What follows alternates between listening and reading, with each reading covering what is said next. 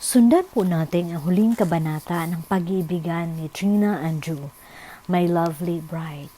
Huwag niyo pong kalimutan mag-subscribe sa aking channel, mag-like and share, at pindutin niyo po ang notification bell para po sa mga susunod pa nating pagkikwentuhan. Hindi alam ni Drew kung siseryosuhin niya ang bilin sa kanya ng kanyang kapatid. Noong una, akala niya ay nagbibiro lamang ito. Ngunit tumawag na naman ito sa kanya kanina para ipaalala sa kanya na bantayan niya umano ang asawa nito.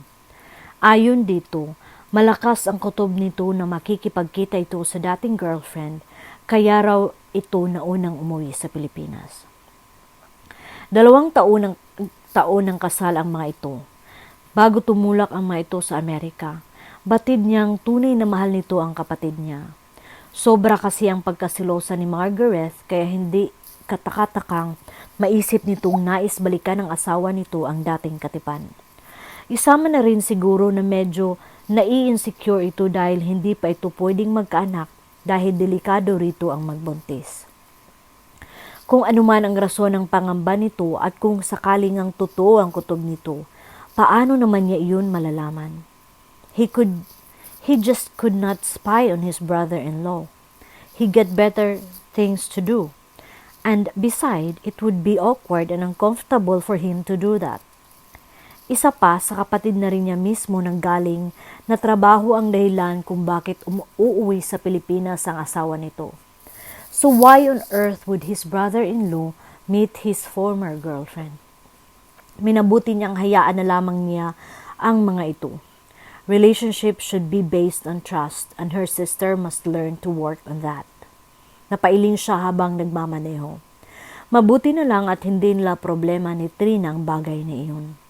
Siguro ipapakausap niya si Trina sa kapatid niya para bigyan ito ng lecture tungkol sa bagay na iyon. How she missed Trina. 4 na araw pa lang silang hindi nagkikita ay nangungulila na siya rito. 3 weeks from now ay bubuksan niya ang resort niya sa La Union. Kaya kailangang naroon siya para tingnan ang preparasyon at construction ng iba pang mga facilities. Hindi na rin niya tuloy na sundo ang kanyang bayaw na si Mike na dumating na raw kahapon. Kung sa bagay, wala namang problema iyon. Nasa Pilipinas pa rin ang mga magulang nito at doon marahil iyon tumuloy. He would just see him tomorrow night.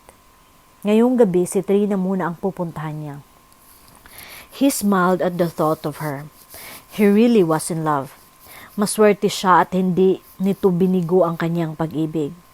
After the opening of his resort, ang preparasyon naman sa kanilang kasal ang kanilang aasikasuhin.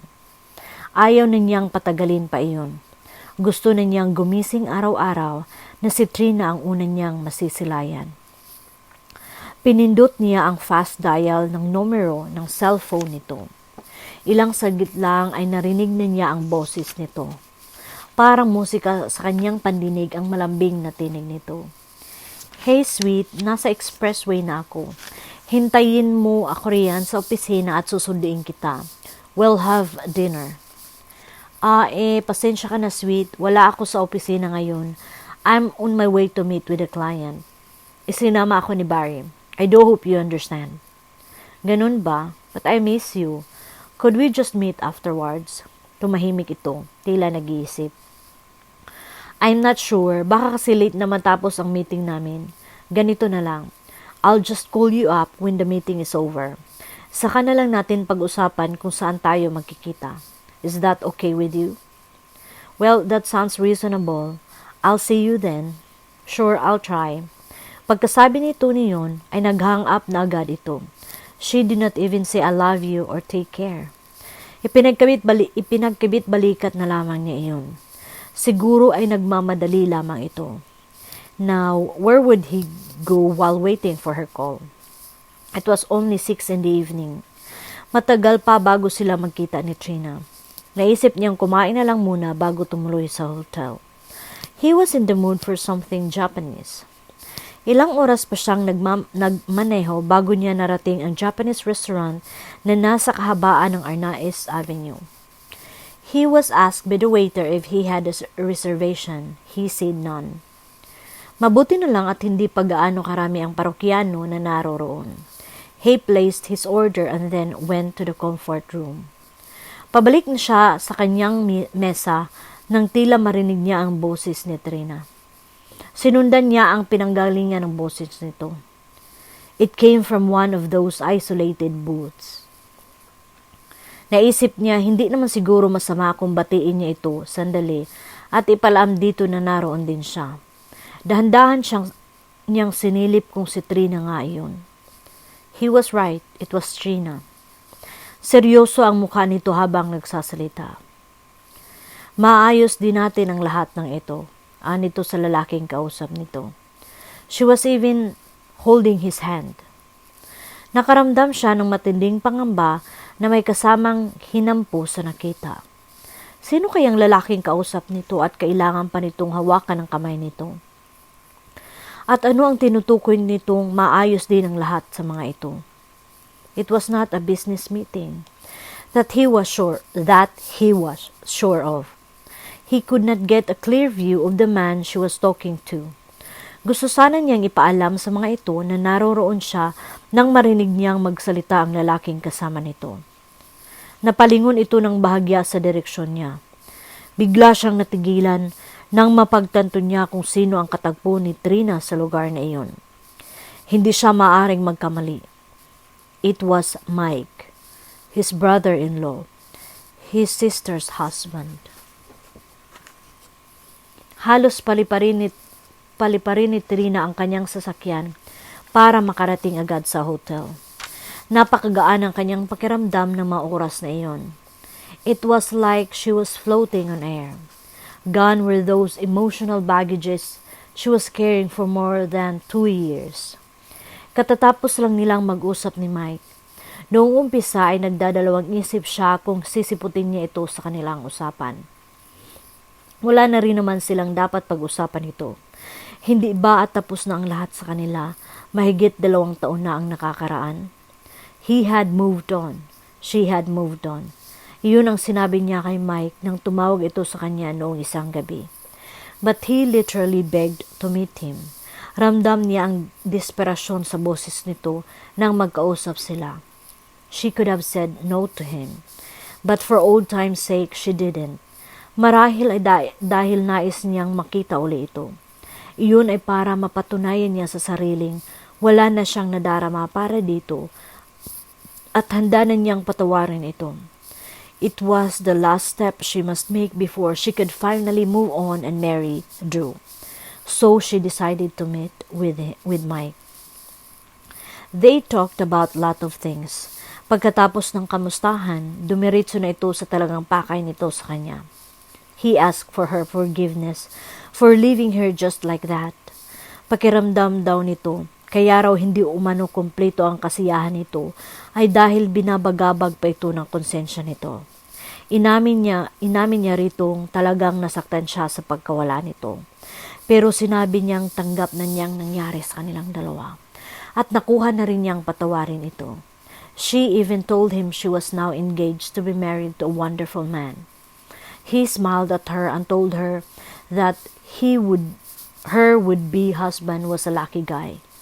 She reciprocated the compliment. Sinabi niyang maswerte rin ang napangasawa nito dahil mabuti rin namang tao ito.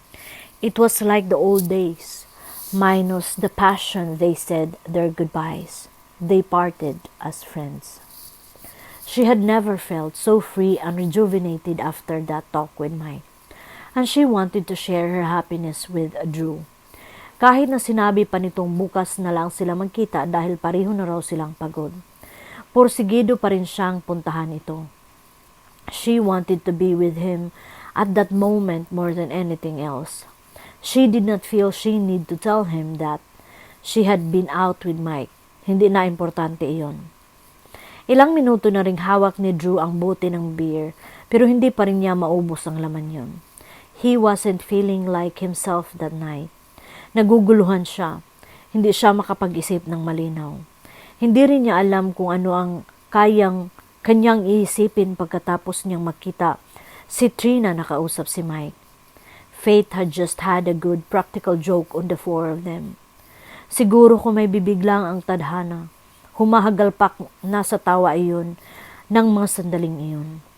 Sino ba naman ang makakaisip na si Trina, ang babaeng pakakasalan niya, ay ang babaeng iniwan ni Mike para sa kanyang kapatid? He tried to make sense out of that scenario. Kung sa bagay, hindi naman kasalanan iyon ni Trina. Hindi naman ito inilihim ang bahaging iyon ng nakaraan nito. Hindi lingid sa kanyang kaalaman na minsan ay umibig ito at nasaktan. What bothered him was, why did Mike and Trina have to meet? At bakit hindi yun ipinalam sa kanya ni Trina? Hindi kaya dahil may balak ang maitong magkabalikan. He frowned at the last thought that entered his mind. Humugot siya ng isang malalim na hininga kapag kuwan ay tinungga ang bote ng beer na hawak. It was unfair to judge Trina. Nang mga nagdaang linggo nang magkasama sila, ramdam niyang mahal talaga siya nito. But now, he was not sure if her love for him would ever come close as her love for Mike. Hindi kaya naging panakibutas lamang siya para makalimutan nito ang dating katipan. Hindi naman siguro naisip niya. But he still needed to be reassured on that. Natigil ang kanyang pagninilay-nilay nang marinig niya ang pagbukas ng elevator. Mula roon ay nakita niyang lumabas si Trina. So she came after all. Isang bahagi ng puso niya ay natutuwa at nakita niya ito. Ganun pa man, hindi niya maalis kanyang isip na kani-kanina lamang ay kasama nito si Mike. Bakit pumunta ka pa rito? Di ba sabi ko sa iyo bukas na lang tayo magkita? Iyon ang naging bati niya rito. Umupo ito sa kadungan niya at kinuha ang bote ng beer na hawak niya. Inilapag nito iyon sa ibabaw ng mesa. That wasn't the welcome I was expecting. Why aren't you happy to see me? Tiningnan niya ang mukha nito. Tila lalong gumanda ito. She was in fact beaming. Hindi naman sa ganoon. I know you are tired and I'm tired too. Tila hindi nito pinansin ang sinabi niya. Ipinulupot nito ang mga braso sa kanyang batok at ginawaran siya ng isang halik sa mga labi. I miss you, sweet. Naglalambing na wika nito. Nakaramdam siya ng isang pinong kurot sa kanyang kaibuturan. He began to wonder why she was so sweet to him that night. Hindi kaya dahil may nagawang kasalanan ito. O marahil ay para hindi siya magduda. Naguguluhan siya. Trina, do you really love me? Napakunuot noo ito, sabay bitiw sa pagkakayakap sa kanya. Tumayo ito at humugot ng isang sigarilyo mula sa bag. Sa bag nito. Sinindihan muna nito iyon at naghitit buga bago sinagot ang kanyang tanong ng isa ring katanungan. Ano ba namang klaseng tanong yan? I just want to know. Why? Hindi mo ba nadaramang mahal kita? He could trace a tinge of hurt in her voice. Tumayo na rin siya at lumapit dito. Hindi naman sa ganoon. I do feel that you love me. There are things I couldn't help thinking that you might still be feeling something for your former bio. Umiling ito. I've let you in my life not because I needed to be loved or just for the sake of having to love someone. You came into my life in the most unexpected manner and I tried to convince myself that I don't need you. But you proved me wrong. Kailangan kita hindi dahil sa ayaw kong mag-isa, kundi dahil mahal kita. Higit pa kahit kanino. Oo, higit pa sa sarili ko. Tuluyan ang naglaho ang anumang bumabagabag sa kanya. Trina loved her and that he was sure of. Kung anuman ang dahilan kung bakit ito nakipagkita kay Mike, ay wala na siyang pakialam doon. Ramdam niyang wala naman siyang dapat ipagselos pa rito. Mike was just a part of her past that he must learn to accept. He was her present, her future. Wala nang iba pang mahalaga. He embraced her tight and took her lips. Together, through their actions, they reminisced what had transpired on the first night they met. But on that night, It had been sweeter for the promise of eternal love hung in the air. Sweet, kulang pala yung cream cheese narito. Bili ka naman sandali sa baba. Sigaw ni Trina mula sa pantry ng sweet ni Drew. Naisipan niyang gawan ito ng blueberry cheesecake. Iyon nga lang wala ang ibang ingredients kaya nakailangan niya. Wala siyang narinig na anumang tugon mula rito. Lumabas siya ng pantry at nagtungo sa den. Naabutan niya roon si Drew na abala sa panonood ng NBA. Sweet, narinig mo mang sinabi ko. Bili ka naman ng cream cheese. At samahan mo na rin ng all-purpose cream. Hindi nakaligtas sa kanyang paningin ang bahagyang pagsimangot nito. Hininaan nito ang volume ng television. You don't have to make one. If you really want to eat blueberry cheesecake, then we'll just buy one. I know we could just order, but I want to make it myself for you. Pero kung ayaw mo, edi bali na lang. Ililigpit ko na lang yung mga kalat ko sa pantry mo.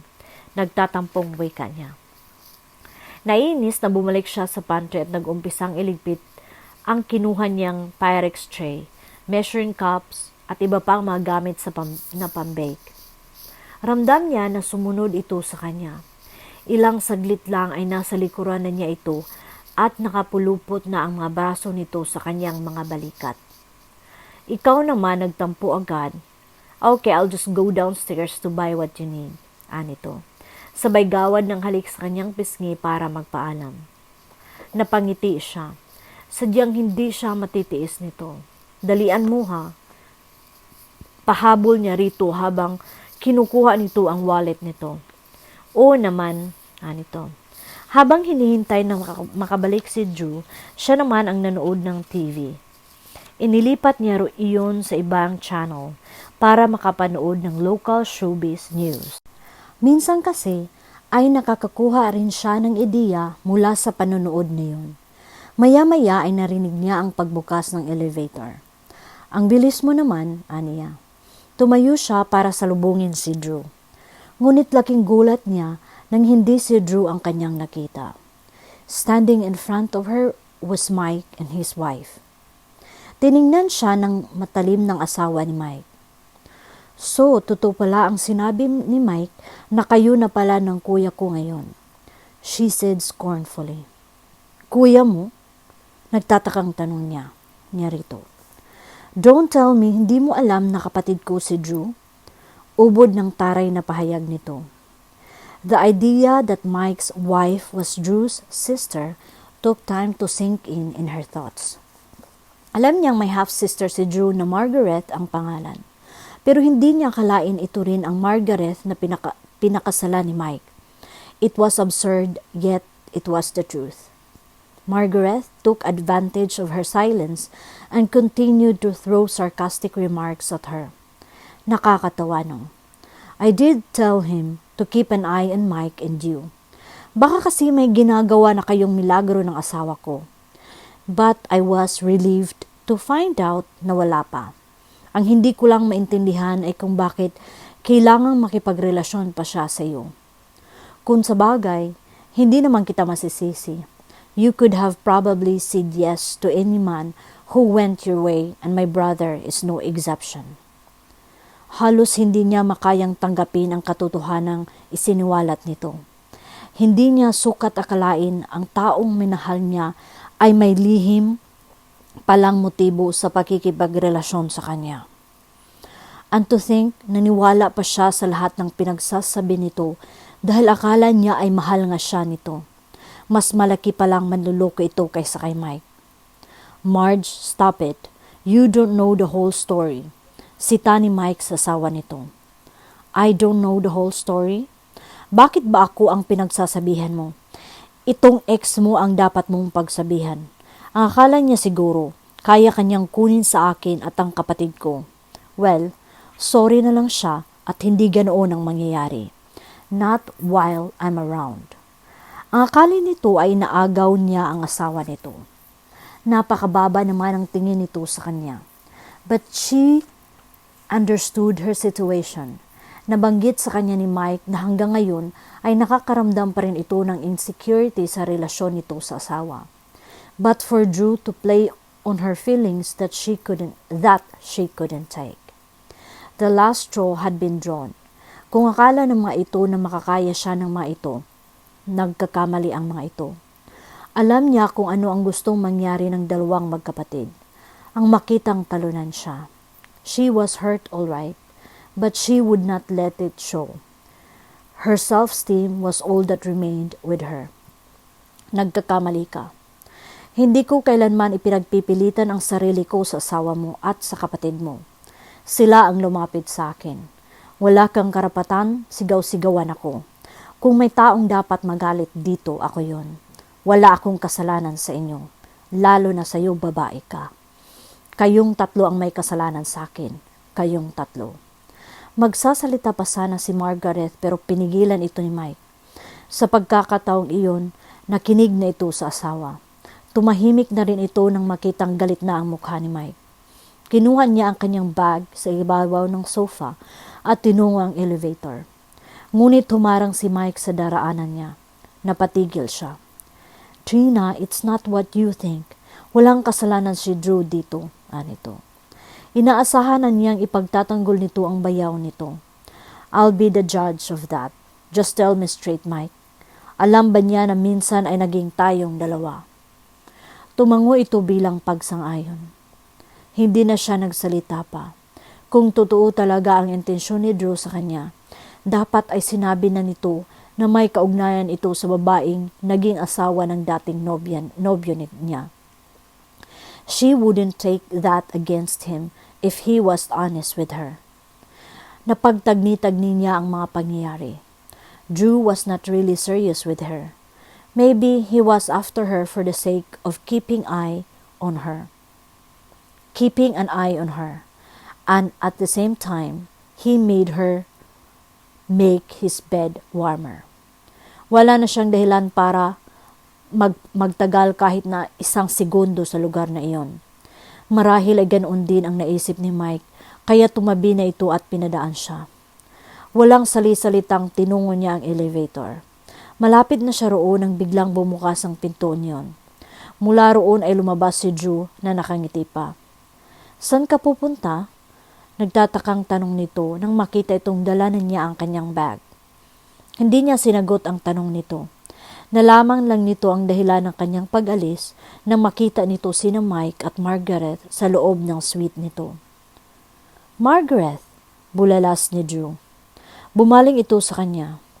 Look, Trina, I could explain everything, anito. I heard enough explanation to last me a lifetime. Yours wouldn't change anything, she said coldly as she headed for the elevator. Pilit pa rin siyang pinigilan ni Drew pero naging maagap siya sa pagsara ng pinto ng elevator. At habang sumasara iyon, tiningnan niya ito sa mga mata. There were no tears in her eyes, not even a trickle. He didn't deserve her tears. Kung sakaling iyak siya, hindi para dito kundi para sa kanyang sarili. Gusto niyang magsisigaw sa labis na sakit na nadarama niya pero hindi niya magawa. Walang anumang tunog na lumalabas sa kanyang bibig. Ni ang mga luha na ramdam niyang nagbabadyang tumulo ay hindi makuhang lumabas. She felt so numb all over.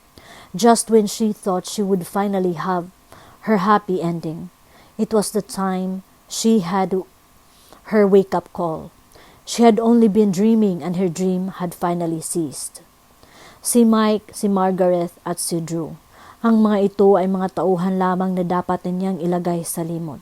Ang hindi niya maintindihan ay bakit kailangan pang guluhin ng mga ito ang maayos ng buhay niya. Wala naman siyang naging kasalanan para saktan siya ng mga ito. She never asked to be loved. In fact, she shied away from it. She didn't deserve to suffer like that. Damn them all. Mag-iisang oras na ring nakatigil si Drew sa parking lot ng building ng ad agency na pinagtatrabuhoan ni Trina. Nasa loob siya ng kanyang sasakyan at hinihintay niya ang paglabas ni Trina. Itinabi niya ang kanyang sasakyan sa Honda CR-V nito para hindi nito makaiwas sa kanya. 5 araw na rin niyang tinatawagan ito at pinupuntahan sa bahay Pero tumangging makipag-usap ito sa kanya. Bilang respeto sa ina nito, hindi na niya pinilit ang ginang na ilabas nito ang anak. Batid niyang hindi pa rin ito alam ang dahilan ng hindi nila pagkakaunawaan ni Trina. Ayaw naman niyang sabihin dito iyon dahil baka lalo pang lumaki ang gulo. At isa pa, personal na bagay iyon na kailangan sila ni Trina ang lumutas. Maging siya ay hindi naasahang magkakaganoon ang pangyayari. Nang kausapin niya si Mike tungkol kay Trina, sinabi niya ritong huwag na munang banggitin sa kanyang kapatid na kasintahan niya si Trina. Ang gusto niya, siya ang magsabi rito sa tamang panahon. Si Trina muna ang plano niyang kausapin. Higit kanino man. Ito ang kailangan niyang ihanda sa katotohanang may kaugnayan siya sa 2 taong nakapagdulot dito ng kabiguan. Pero naunahan siya ng kanyang kapatid. Ikwinento sa kanya ni Mike ang nangyari. Everything was blown out of proportion sa pag-iiskandalo na ginawa ni Margaret sa suite niya. Wala namang karapatan ito na sabihan si Trina ng ganon. No one had the right to treat his love that way, kahit nakapamilya pa niya. Naiintindihan niya ang galit na nadarama ni Trina para sa kanya. May kasalanan din naman siya dahil hindi agad niya sinabi rito ang lahat.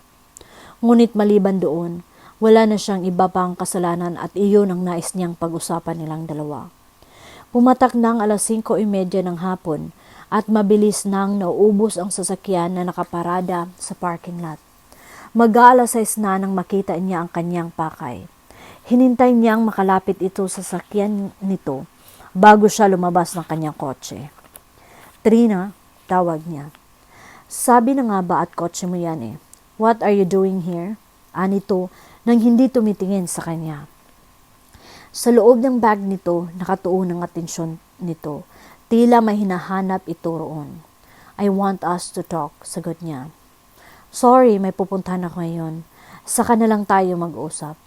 Patuloy pa rin ito sa pagsiyasat sa loob ng bag nito hanggang sa makita nito ang hinahanap, ang susi ng kotse nito.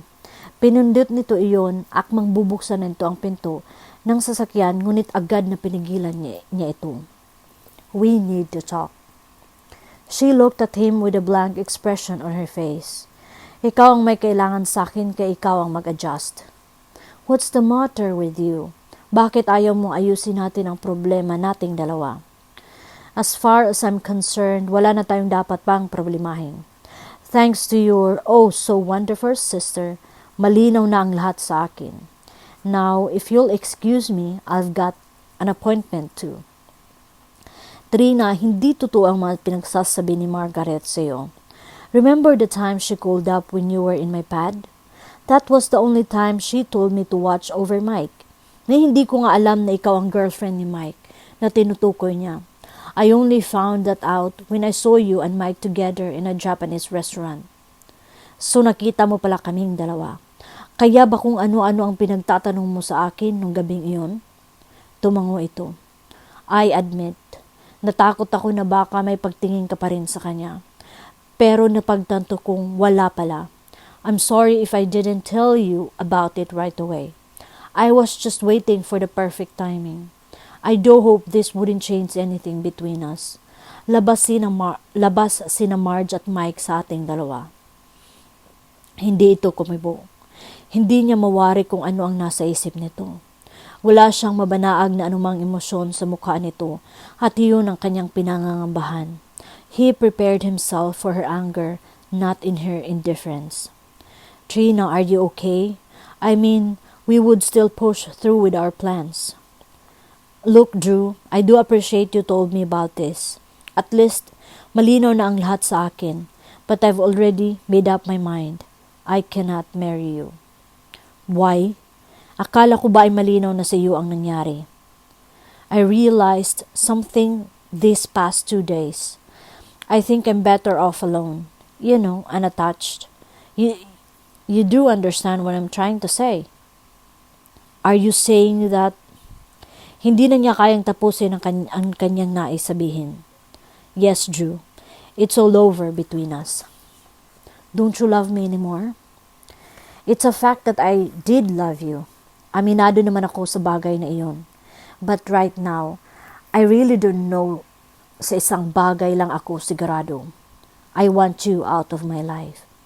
She said it in a matter-of-fact way. Tila pinag-isipan nitong mabuti iyon. Nang muli itong buksan ang pinto ng sasakyan nito, hindi na niya ito pinigilan pa.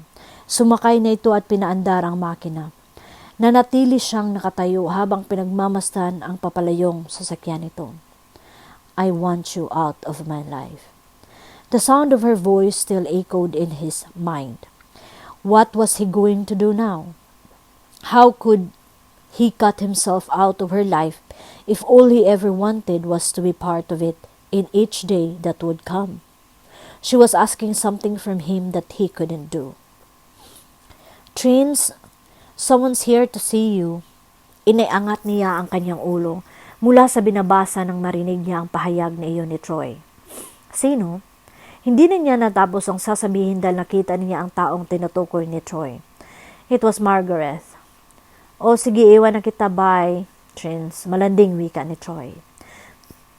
Tumango lang siya, narinig naman niya, nagpasalamat dito si Margaret. Pinaupo niya ito sa upuan na nasa harap ng mesa niya. She studied the expression of Margaret's face. Hindi tulad ng huli nilang pagkikita, kalmado ang itsura nito ng mga oras na iyon. Wala nang maangas nito. She was even smiling at her. I know you're wondering why I'm here. Alis na kami ni Mike sa Monday pagkatapos ng opening ng resort ni Kuya. Naglakas loob na akong puntahan ka ngayon. Gusto sana kitang kausapin. Babae sa babae. Kung tungkol kay Mike ang pinarito mo, sinabi na sa iyo wala kaming relasyon. Nakipagkita siya sa akin para humingi ng tawad sa nangyari sa amin noon at hindi sa kung ano pamang dahilan. He loves you, Marge, and you should be thankful for that. I know, that's why I'm here, to apologize to you. Naging masyado akong selosa. You see, our relationship was sort of like a whirlwind romance. We tied the knot without really having known each other well. We didn't have the luxury of time for that because I was already pregnant. Hindi niya alam kung ano ang isipin niya sa pagtatapat na iyon sa kanya ni Margaret. Alam niyang mahirap para dito ang aminin ang insecurities na nadama nito sa kanya. Pero sa sinabi nito, saka lang niya napagtantong pareho lang pala sila nitong hindi lubos na masaya sa nakalipas na 2 taon. But Margaret still had an edge over her. Naikasal at kasama nito ang lalaking pinakamamahal samantalang siya ay hindi. Nagkakamali ka. Hindi lang ang pagbubuntis mo ang dahilan kaya ka pinakasalan ni Mike. Kilala ko si Mike. Hindi siya pumapasok sa isang bagay dahil lamang napipilitan siya. Anya para mawala ang pagdududa nito sa pagmamahal ng asawa. Alam ko naman yun. Kaya lang, hindi na talaga maalis sa akin ang pagiging selosa. Lalo na nang mawala ang baby namin. Masyado akong naging paranoid. Pakiramdam ko kasi I wasn't measuring up to his expectations. Natatakot ako na baka iwan niya ako. Mahal ko si Mike, Trina. Tama ka nang sabihin mo sa aking inagaw ko siya sa'yo. Pero hindi ko yun sinasadya. I was really in love with him. Tama ang sinabi ni Drew na matindingang magmahal ang kapatid nito. At naiintindihan niya iyon. Sa isang banda, napahanga rin siya nito dahil handa nitong ipaglaban ang pagmamahal nito. I understand. Minsan lang dumating sa buhay natin ang isang tao na talagang mamalhin natin. You are lucky. Mike is a wonderful man. You're right. At maswerte ka rin sa kuya ko. Umiling siya. Hindi na siguro kami hantong sa narating ninyo ni Mike. The wedding is off. Why? If it's because of me, I repeat, I am really sorry. Huwag mo namang idamay ang kapatid ko sa nagawa ko sa iyo. Drew loves you so much. I could feel it. Nabasa niya sa mga mata nito na gusto nitong kumbinsihin siya para makipagbalikan siya sa kuya nito. Pinapunta ka ba ni Drew para sabihin sa akin yan? Of course not. I'm just trying to fix the damage I've done. Nagigilty ako pag nakikita ko si kuya na nalulungkot. Kahit hindi niya sinasabi sa akin, I could sense he is hurting badly. You really love your brother, don't you? Yes, I do. And I want to see him happy. You, Trina, you're the one who could make him happy. Sigurado ka ba sa sinasabi mo? Kung sakaling matuloy ang kasal namin ng kuya mo, That means I'll be your sister-in-law. I see no problem with that. I wouldn't have it in any other way, ate. Tila isang haplos sa kanyang puso nang marinig niyang tawagin siyang ate nito. Siguro kung hindi ito ang babaeng umagaw kay Mike, malamang ay naging malapit na kaibigan din niya ito. But what the heck? Tapos na ang kabanatang iyon ng buhay niya. Nandito ngayon si Margaret sa kanyang harap at humihingi ng tawad. Gayon din para sabihin sa kanya na payag na itong maging hipag siya alang-alang sa kapatid nito. So what do you say? Babalik ba uli kami ni Mike dito para sa kasal ninyo? I don't know, Marge. I still need to think about it. Kailangan ko pa rin kausapin si Drew. It's been more than a week since I last saw him. Hindi na niya ako tinatawagan, baka ayaw na niya sa akin. Believe me, gusto ka pa rin niya. And knowing my brother, marahil kaya hindi nagpapakita iyon sa iyo, ay dahil baka may binabalak na iyon para muli kanyang mapauo. Magaling gumawa ng sorpresa ang taong yon. I know what you mean, aniya. At naikwento niya rito kung paano nag-propose si Drew sa kanya. Well, that's my brother. Kaya hinda mo na ang sarili mo. Dapat lagi kang pretty. Malay mo, sa hindi mo inaasahang lugar, bigla na lang siyang magpakita sa iyo. Kinikilig pang sabi nito. Ipinarada ni Trina ang kanyang sasakyan sa harap ng maliit na kapilya. Tinitingnan niya ang kanyang orasan pambisik. It was already 8 o'clock in the morning. Ngunit bakit sasakyan pa lang niya ang nakaparada roon? Dapat ay may mga mangilan-ngilang sasakyan na ang nagkalat sa labas ng kapilya. Pati rin mga tao. Bakit tahimik ang paligid? Hindi kaya nagkamali siya ng napuntahan? Napakunot noo siya. Ayaw niyang isiping na sayang lang ang pagbiyahe niya ng 2 oras mula Quezon City hanggang sa Tagaytay. She was sure they had a shoot that day. Nag-rundown pa nga sila kahapon sa opisina kasama ng team na gagawa. Para maalis ang kanyang pagdududa, hinugot niya mula sa kanyang bag ang kanyang pocket PC at binasang schedule niya para sa araw na iyon. She was right. May nakaschedule silang commercial shoot sa araw, oras at lugar na iyon. Marahil ay nauna lang siya ng kaunti sa mga kasamahan niya. Total, menos 20 minutos pa para mag alas 8 ang oras. Hindi naman orihinal na sa kanya ang proyektong gagawin nila. Barry asked her to take over the project dahil nagkaroon ng aksidente ang director ng commercial na iyon. About a month daw ang recuperation period nito. Kailangan na raw matapos ang commercial dahil nagmamadali raw ang kliyente nila. Kung sa bagay, hindi naman ganoon mahirap ang tema ng commercial. Kukuha lang siya ng shot na naglalakad ang isang bride papunta sa altar. At habang naglalakad ito, everyone would admire her radiant skin. So common, so basic. If she had her way, hindi ganoon ang kanyang gagawin. Lumabas na siya ng kanyang sasakyan para sipatin ang lugar. Pumasok siya sa loob ng kapilya. Nagtataka siya dahil ayos na ayos ang lugar. She would commend the stylist for the setting. Maganda ang pagkakaayos ng loob ng kapilya. White flowers were in abundance along the aisle. Candles were everywhere, giving the place an ambience of tranquility and solemnity. Nakasindi na rin ang mga iyon. Halos kumpleto na lahat maliban na lamang sa camera, ilaw at syempre ang mga tao. Itinaas niya ang suot na sunglasses sa kanyang buhok at pinagmasa ng paligid. Sumagi sa kanyang isip ang naging usapan nila ni Drew pagkatapos itong mag-propose sa kanya. He asked her how she wanted their wedding to be. Biniro pa niya ito na sa Huwes na lang sila magpakasal at huwag na sa simbahan para menos gastos at preparasyon. Sinabi niya iyon dahil naalala niya ang reklamo nito tungkol sa pagpapakasal nung una silang magkita nito. But he rejected that idea. He said he wanted their wedding to be special because she was very special to him. They agreed on having a short guest list. They both wanted the celebration to be simple yet elegant. Sa katunayan, katulad ng nakikita niya ng mga oras na iyon ang naglalaro sa kanyang isipan Sa tuwing ini-imagine niya ang magiging itsura ng simbahan sa araw ng kanilang kasal. Simple, solemn, and romantic. Well, too late for that now. Magtatatlong linggo na at wala pa rin siyang naririnig mula kay Drew. He didn't even invite her to the opening of his resort. Sina Margaret at Mike lang ang nagbigay ng imbitasyon sa kanya. Galing daw umano iyon kay Drew. Hindi naman siya naniwala sapagkat hindi nga siya tinawagan nito para tanungin kung pupunta siya. Marahil ay tinutupad na nito ang sinabi niya ritong umalis na ito sa buhay niya. Needless to say, she was disappointed. Ang akala niya ay hindi ito agad bibitiw. Kung sabagay, kasalanan naman niya iyon. Siya ang nagmamatigas dito. She was the one who said she would rather be alone. And now she was, and she was not happy about it. Oo nga at wala na siyang inaalala ngayon. Walang pinoproblema.